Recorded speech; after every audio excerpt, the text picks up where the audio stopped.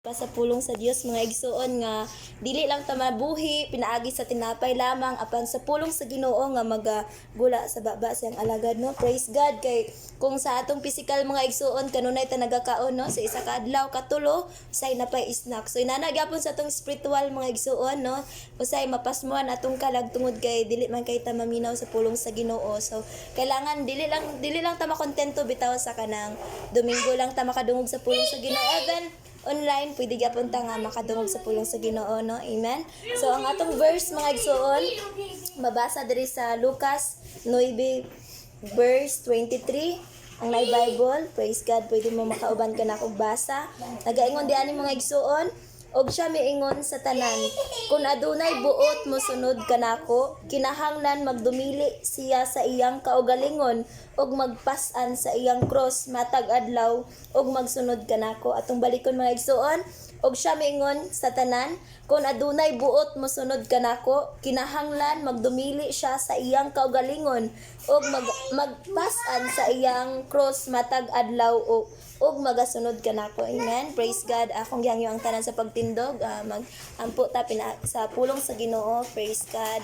Labing gamanan dalaygo na mga Dios, Lord God. Ako nagapaubos sa kaugalingon Amahan, Lord God. Nagaila, Lord, kung wala mong tabang Ginoo, wala kami arang mahimo Amahan. Bisan pa man, Lord God, ikaw padayon Amahan, makikistorya sa among taliwala Amahan. Speak to us, O God. Use my mouth, Lord God, to deliver your words Amahan, Lord. Wala ko arang mahimo Amahan. Kung wala mong tabang, Lord, makikistorya ka sa matag usa ka namo, God. Ikaw may naside sa among panginahanglanon, Lord God.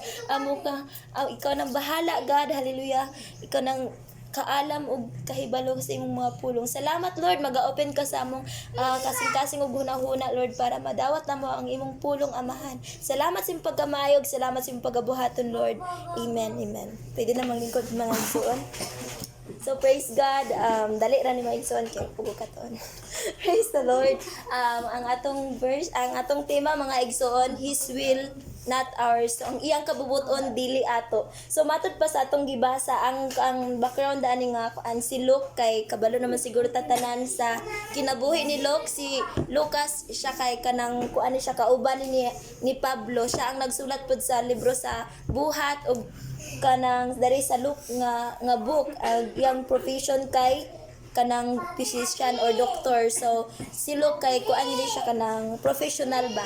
So matud pa sa atong gibasa mga igsuon nga atong tema, His will not ours. Ang iyang kabubuton dili atoa. So sa atong pagpangalaga diha sa atong buhi nga Dios mga igsuon, sa dihang gidawat ta sa bautismo sa tubig, nag-decide ta nga mga lagad sa Ginoo. Ingon ang Ginoo, kung adunay mosunod kanako, kinahanglan nga magdumili siya sa iyang kaugalingon. So unsa ni nabot pasabot na magdumili mga igsoon sa English pa na to deny her or himself no. So kinahanglan sa atong pagpangalaga diha sa atong buhi nga Dios, kinahanglan day nato i-deny ang atong kaugalingon. So unsa day naa sa atong kaugalingon nga kinahanglan man nato i-deny.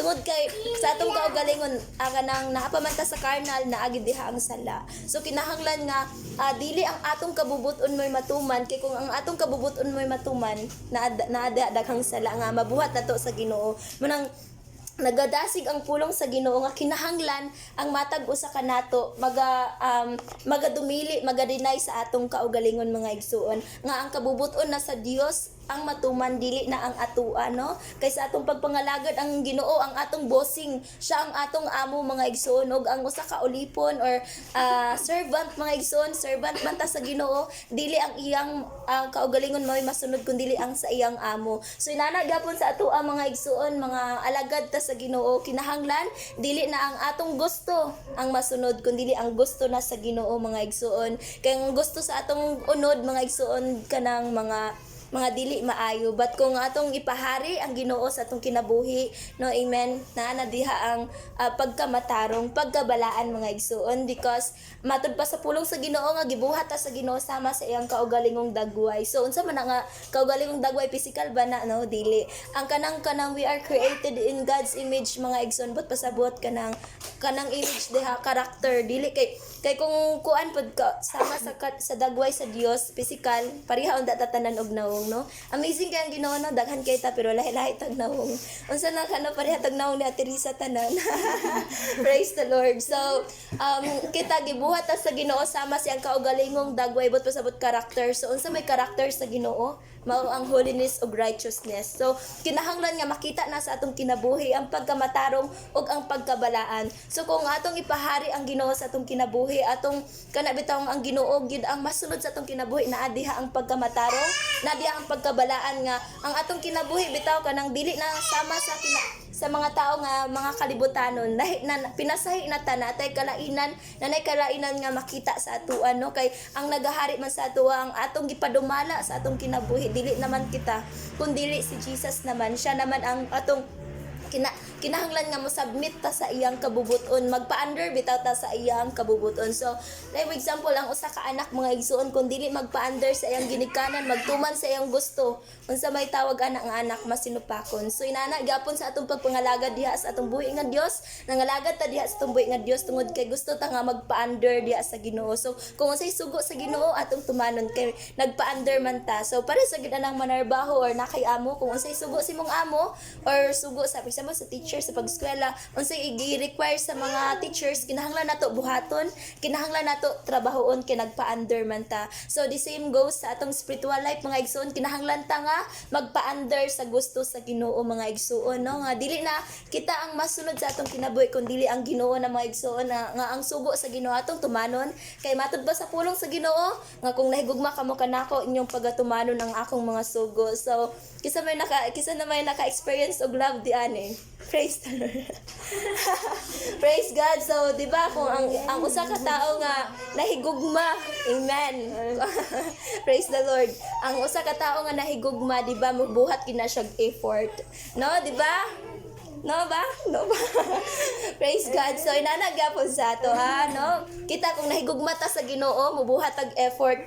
Nga bisag lisod kayang kinabuhi, makitaan gyapon sa simbahan. Bisag daghang problema, makitaan gyapon sa simbahan. Bisag way kwarta, makitaan gyapon sa simbahan tungod kinama siya gugma sa Ginoo. So, ang tao nga naay gugma, makita ang pagsakripisyo og ang pag-effort. No? So, inanagyapon sa ato ang kanang pagpangalagad sa Ginoo mga igsoon nga kinahanglan nga kita mahigugma diha sa Ginoo, no? Kay kung walay gugma sa Ginoo mga igsoon, lisod kaayo nga mga lagad sa Ginoo, ang mga sugo sa Ginoo murag bugat kay buhaton ba, pero kung naa kay gugma sa Ginoo mga igsoon, murag sayon na lang kaayo para sa imuha nga pares sa tong giingon ni pastor na dili bugat, sayon na lang kaayo kay naa may gugma, no? So kinahanglan nga makabaton gid ta sa gugma nato diha sa Ginoo kay mao ginay pinakauna nga sugo sa Ginoo nga kanang higugmaan ninyo ako sa tibuok ninyong kasing-kasing, sa tibuok ninyong huna-huna, sa tibuok ninyong kalagno, so sa tibuok ninyong kinabuhi. So kinahanglan si Jesus kanunay ang masunod, kinahanglan si Jesus kanunay ang mauna sa atong kinabuhi mga igsuon, no? Kay kita daghan man gid tagkuan kanang kasagara sa ato gaskwela gyud, no? So importante kay mga igsuon nga bisag unsa ta ka busy gid sa atong kinabuhi, di ginato kalimtan nga iuna gid si Jesus, itap priority gid siya sa atong kinabuhi mga igsuon, kay siya man gid ang first, no, sa kanunay sa atong kinabuhi. Kay magselos magud ang Ginoo kana bitawng kanang time nga murag wa natay time sa Ginoo tungod kay busy na kayo ta. So dili ko makadeny ana nga usay nana pud ko, no? So amen, walay exempted sa ato ang mga igsoon, but ang pulong sa Ginoo mga igsoon kanunay nagatudlo sa matag usa ka nato nga kinahanglan nga magpailalom ta sa kabubuton sa Ginoo, nga dili na ang atong gusto mo'y matuman kanang kanabitawng naay mga butang manggod sa atong kinabuhi mga igsoon, nga naay mga tinguha ba nga kanabitawng mga worldly desires mga igsoon, mga fleshly desires, ang kinahanglan dili nato na sundon nato ang kabubuton sa Ginoo, no? Kay ang atong desire sa atong unod nun mga igsoon dili na mao desire sa Ginoo, dili na mao desire sa spirit, no? Kay mo nang importante gid kayo mga igsoon kanunay ginadasig nga magpapuno ta kanunay sa balaang espiritu sa Ginoo. Kay kung naa ang Ginoo sa atong kinabuhi, na ang Holy Ghost mga igsoon, kanang sayon na lang kay buhaton ang tanan, sayon na lang kaayo magpa-under sa Ginoo mga igsoon, no? Nga dili na bitaw lisod, kanang sayon na lang gid kaayo, sayon na lang kay mobuhat siyang gisugo sa Ginoo, kay naaman ang espiritu sa Ginoo sa atong kinabuhi, no? So atong balikan atong verse mga igsoon, no? Sa ang kagalingon og magapas-an sa iyang cross matag adlaw. ug magasunod kanako. So magapasan sa iyang cross. Kanang cross diha mga igsuon, praise the Lord, ang atong cross. Unsa man ang atong cross? Praise God.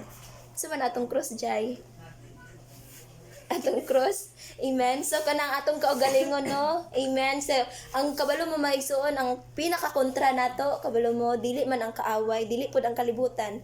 First nga kontra gid nato ang atong kaugalingon. Tungod kay naa siya kaugalingon nga gusto. Dili siya ang atong kaugalingon mga igsoon, dili gusto nga magpailalom, dili gusto mag-submit sa gusto sa Ginoo. Manang kanunay gid ta nga kay daghan man gid kanang aspect sa atong kaugalingon na ay soul, na spirit, na ay body, di ba? Naman na sa school. So kanang kinahanglan nga ang magtigbabaw diha ang spirit, no? Kinahanglan nga dili mo mulabaw ang flesh mga igsoon, kay kung mulabaw ang flesh mga igsoon, diha na mosulod ang sala mga igsoon. Kay kung mulabaw ang flesh, dili naman ta mahadlok og pagpakasala, pero kung ang spirit sa Ginoo may magahari sa atong kinabuhi, kanang naa diha ang katong ginaingon nga pagkamatarong ug pagkabalaan, holiness and righteousness. So ingon po dari mga igsoon, matag adlaw. Sabot pasabot mga igsoon, dili lang day kada Domingo nga dili day ta matawag nga kanang example hilig tag simba og Domingo Kristohanon na ta, kun dili sa matag adlaw sa imong kinabuhi nga kung wala nakakita si pastor, wala nakakita si brother and sister,